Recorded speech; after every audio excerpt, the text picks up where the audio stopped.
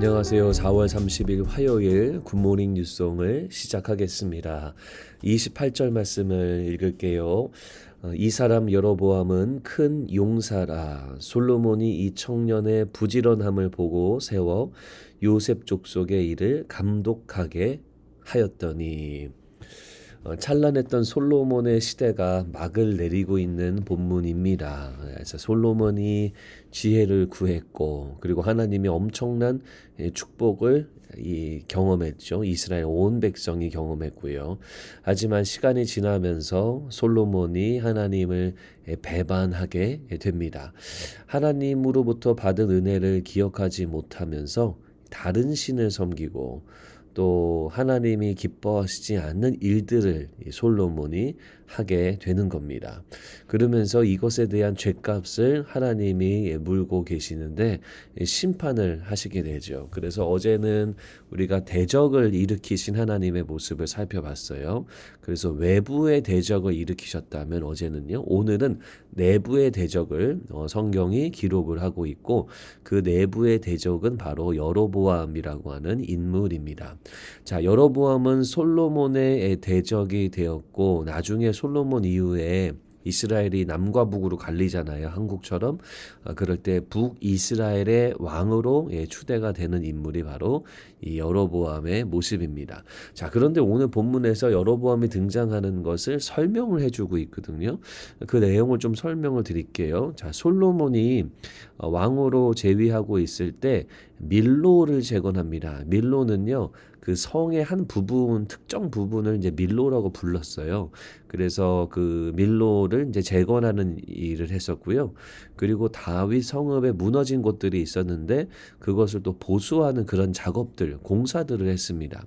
그런데 솔로몬이 보기에 여로보암이 큰 용사였고 부지런했다라고 솔로몬이 본 거예요. 그래서 이 사람을 공사 감독자로 픽업한 겁니다.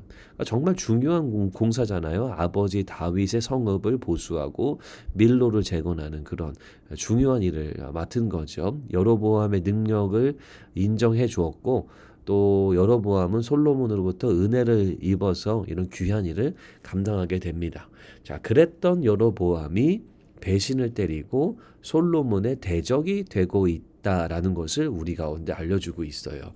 자, 솔로몬도 하나님의 은혜를 입은 자였죠. 솔로몬이 지혜가 충만했는데 그 지혜를 누가 줬죠? 하나님이 주셨고요. 이스라엘이 정말 화려하고 강한 나라가 됐는데 그것이 누구의 손에 의해서 이루어졌죠? 하나님에 의해서 이루어진 겁니다. 모든 것이 하나님이 주신 은혜였다라는 겁니다. 하지만 솔로몬은 하나님을 경외하지 않고 이방신을 섬기기 시작했습니다. 그 은혜를 기억했다면 하나님만을 높여야 되고 하나님만을 예배했어야 되는데 은혜를 잊고 배신한 거죠.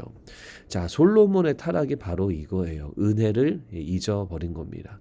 은혜를 잊고 목이 꼿꼿해지고 하나님 앞에서의 어떤 철저한 반성과 회개 없이 그렇게 왕의 삶을 살아가게 됐던 것이 바로 솔로몬의 타락의 근거였다라는 겁니다.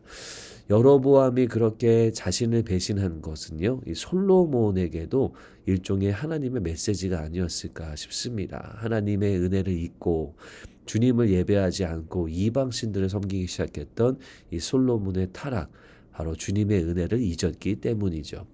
우리가 받은 은혜도 있지 않을까요? 하나님으로부터 받은 은혜가 사실 너무나 많죠. 그런데 배은망덕이다라는 말처럼 은혜를 저버리는 우리의 모습이 있지는 않은가를 돌아봤으면 좋겠습니다. 우리는 주님으로부터 은혜를 입은 자로서 늘 그 은혜를 기억하고 감사하며 살아야 됩니다. 그렇지 않으면 우리도 또한 솔로몬처럼 마음이 멀어지게 되고 또 죄를 짓게 되고 주님이 기뻐하시지 않는 일을 우리가 즐거이 행하게 되는 그런 죄를 범하게 되는 겁니다. 그러면 심판이 임하게 되죠. 죄값을 치르게 되죠. 우리가 징계를 받게 되는 겁니다. 여러분들도 이 말씀 보시면서 모든 것이 하나님의 은혜구나, 주님이 나에게 주신 은혜가 정말 크구나라는 것을 인정하고 또 마음속에 품고 살아가야 될 줄로 믿습니다. 오늘 원포인트는요. 내가 받은 은혜에 감사하고 하나님을 높이자입니다. 여러분들에게 주어진 하나님의 은혜를 여러분 늘 기억하시고 감사하며 살아가시고요. 그런 하나님만을 높이시기를 바랍니다. 솔로몬처럼 은혜를 잊어버려서 이방신을 섬기는 죄 가운데 빠지지 않고 늘 은혜에 붙들고 감사하며 오직 여호와 하나님 한 분, 우리 주님만을 높이는 그런 귀한 화요일 되셨으면 좋겠습니다. 기도하겠습니다. 하나님, 우리들도 주님이 우리의 삶에 풍성하게 부어주신 은혜를 늘 기억하게 하시고 주님만을 경외하는 자, 이러한 믿음의 삶을 살도록 오늘을 인도해 주시옵소서. 주님만을 찬양합니다. 주님만을 높여드립니다. 우리 주 예수님의 이름으로 기도합니다. 아멘.